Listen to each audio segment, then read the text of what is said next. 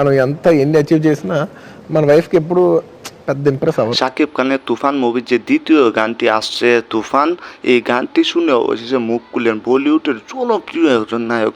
সবার উপরে আমরা হচ্ছে যার সাথে শাকিব খানকে বেশি পাল্লা দিই আর কি, সেই নায়ক মানে আল্লু অর্জুন।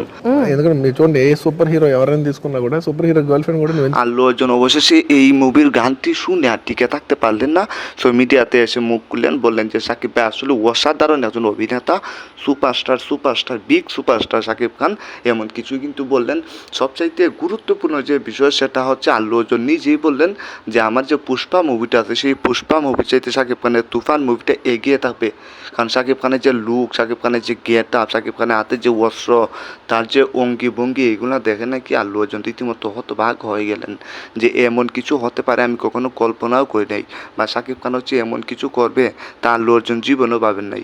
আল্লু অর্জুন বলেন যে বাংলাদেশ থেকে হয়তো এই ফার্স্ট টাইম ইতিহাসের বুকে নাম লিখাবে শাকিব খান তার এই তুফান মুভি দিয়ে, আর এই তুফান মুভিটা হিউজ পরিমাণে ব্যবসা করবে, যেটা হচ্ছে আমাদের পুষ্পা মুভিও ব্যবসা করতে পারবেন না।